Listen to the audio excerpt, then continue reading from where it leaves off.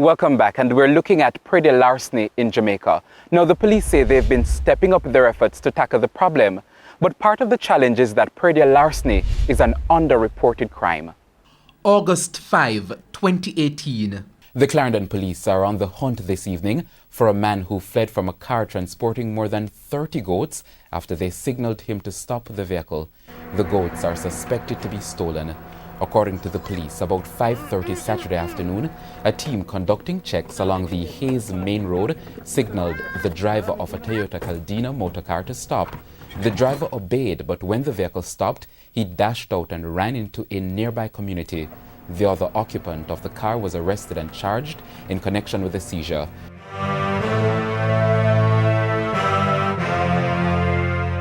Police statistics for the period January 1, 2014 to January 31, 2021 show that Manchester, Portland, St. Catherine North, Clarendon, and St. Elizabeth are the parishes hardest hit by Praedial thieves.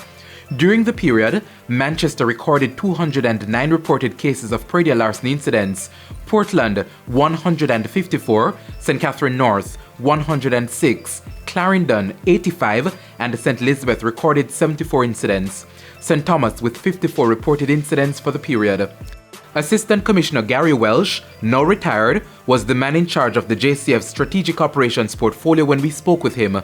Part of his responsibilities involved leading the Praedial Larceny Prevention Unit, which is a partnership between the Jamaica Constabulary Force and the Ministry of Agriculture. The data suggest that we have an uptick in the figures of Praedial larceny and farm theft. But there is a problem with the data. One, we don't capture very well. And two, the efforts might be attributed to other policing activities. And then, in recent times, what we've had is, as the confidence level increases in farmers, that is to say, as they feel a greater sense of responsiveness from the police, they're inclined to make more reports. So we're kind of sanitizing those figures, and in a short while we should have more accurate figures for you. The issue of the underreporting of Praedial larceny cases was highlighted in a 2013 Food and Agriculture Organization FAO study. The study of countries in the region found that lack of reporting due to frustration with inaction by authorities means only 45% of incidents are reported to the police regionally. By the time you report, man, they're going to be far from the police. Sometimes you call the police no jeep, because one jeep serves between Golden Grove, Bath, maybe even Port Morant and Sunny Hill. So by the time them come, the thief then long gone. What happened is, it's a case where it's been happening for over the years, and that is why persons have to pay people to sleep in their farm. So, being that it's been happening over and over, and we can't find the person who stole it, so a farmer would just say, call it a day and said his stuff got stolen. Well, I don't think they're going to feel they might get any justice, you know. Because you go to the station and they ask you a lot of questions, and you give them all questions. No person will go in the bush go surf the animal. Not surf you no thief. You understand? And if you catch a thief and you make statement and you can't prove it properly, it's still a problem. If by the time you lose, I mean, never bother report it. Why you never report it? They say if you report it still, but sometimes I don't bother waste the time, to tell you the truth. Especially with the hose on it. You don't think nothing will come out of it? I don't think nothing will come out of it. The farmers say they're fed up, and so some take matters into their own hands. Now, this is the community of New Prairie in St. Thomas. In October 2020, the residents here did not just apprehend the suspected thieves, but they also chopped one of them to death. Now, the police have repeatedly said that's the wrong way to deal with this matter. We spoke to a resident who was there the day the incident took place. So we send out a strong message: keep away from New Prairie. Right. So the police, though, have consistently said that this is wrong and it's a crime and nothing to do. Yes, it is a crime, yes, but you have to get a stoppage to go on. You can't raise the things them, and as soon as them come, man just come in and thief them. Not right. So some would ask then, why not let the police deal with it? Why taking it into your own hands as community members? That's true. But By the time police come, then gone. And then the last one then come, then did attack member of the community. But again, the police continue to point out that jungle justice is wrong. It is unlawful. We shouldn't be engaged in one criminal act to fix another. Permit me to say, though, I understand why persons in situations like those would want to resort to that kind of behavior. It is wrong. What will correct that is education and enlightenment. Another issue is that there's a nexus between Praedial larceny, farm theft, and organized crime. As criminals tend to look for more avenues for financing their criminal intent, they turn to Praedial larceny because it's a low-hanging fruit. Somebody ties a goat, ties a cow, reap bananas that you haven't planted or so forth. The meat for guns trade is also still a big problem. When you have a goat, 80 I buy goat and for gun. So them a swap a goat and I get guns. So that make them income for goat. I ram me special them income for in them. And I ram me the whole lot man and put a rope on and carry out I pen. And the rest them a follow back I ram goat. Let's take Haiti, for example. They have a need for meat. So as the criminals here prey on our farmers, they rush off to Haiti with a shipment of meat and then they return with guns. So there's no monetary exchange. It's a kind of barter trade. Is still prevalent. It's one of our major areas of focus, but we do that through our border security branch, the Marine, police, and so forth, and policing our ports.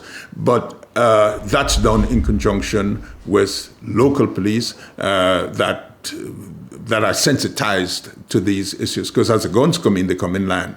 So we've been able to stem quite a bit of that. But I'm very conscious that it's still a major problem. When we come back, the impact of Praedial larceny on farmers, their families, and food security. So please, stay with us.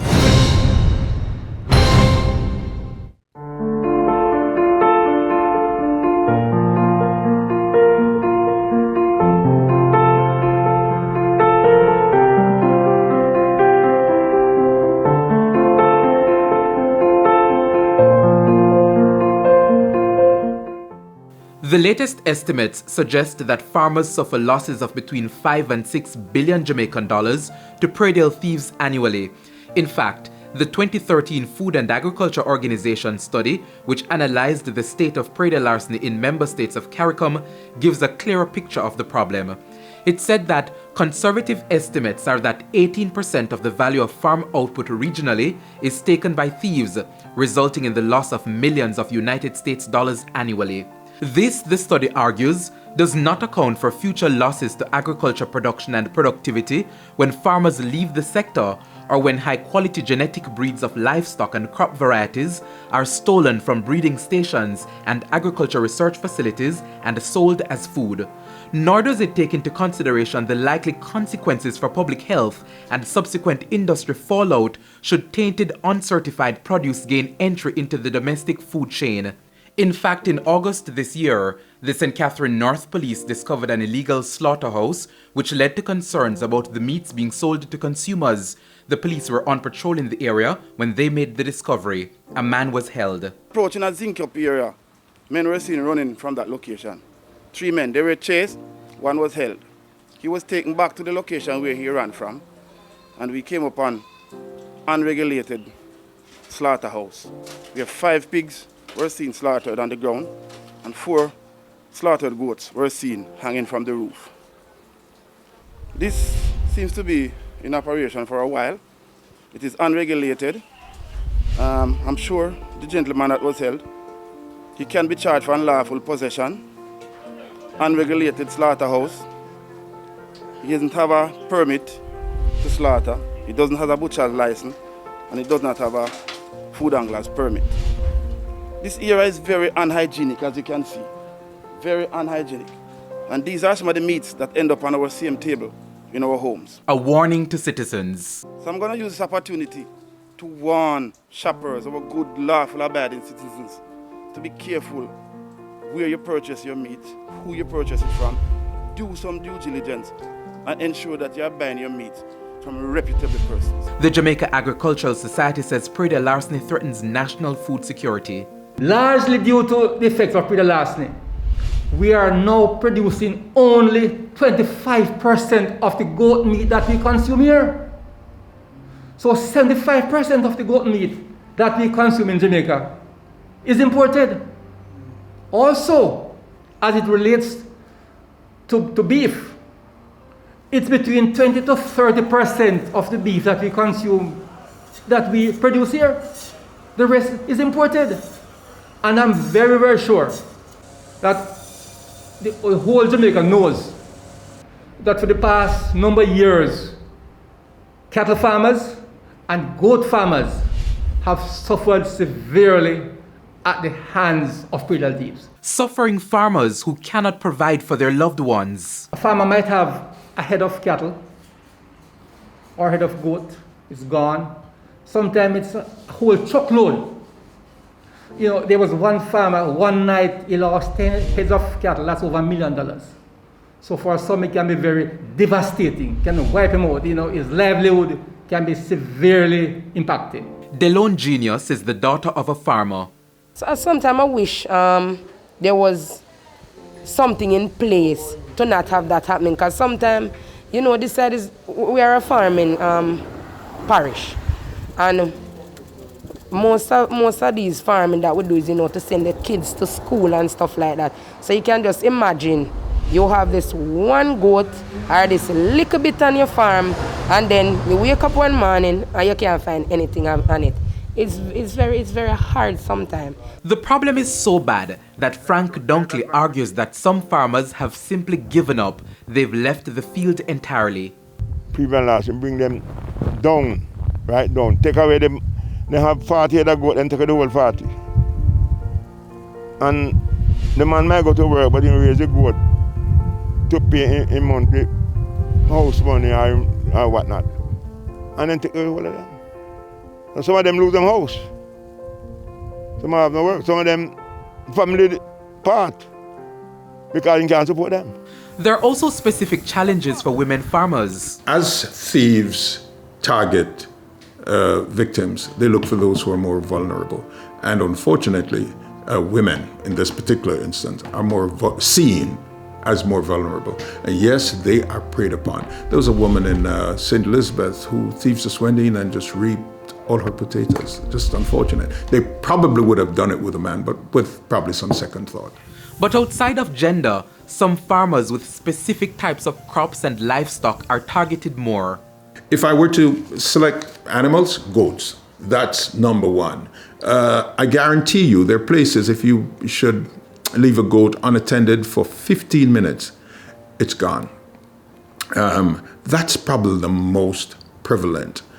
The second one is anything that has a market value, cash crops, okra, plantings, bananas, whatever. There is a particular farmer who reported to us losing 30,000 pounds of pepper from a farm. That's not just a handful, that's a truckload or two, but that's what's happening.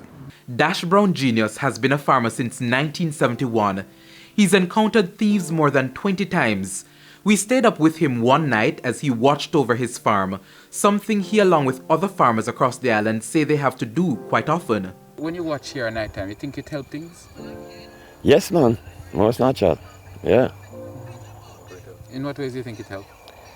No, because then most of the world I'm a serious guy. So anytime they know that I'm here, then just not coming. But if they know that I'm not here, trouble, my friend. I was having some peanut up there and watching the peanut, and when I look at here, the wire make a sound. So I got up and I look, and same time somebody called my phone, and I hear the phone, they move. And I come back, and after I leave like I'm going home, and when I just go across the bush there where they couldn't see me again, and I recognize my light, And I just turn back. And by the time I turn back and stand up out there, I come back, walk down by the lane. He has unique ways of ensuring his safety as he watches over the farm. Then come one at a time and I have a piece of beetroot over there and come the night and I'm feeling good and I leave and I go back home and when I'm at my house I just feel like the things don't right and I come back and when I come back, see somebody moving with a bag of the beetroot.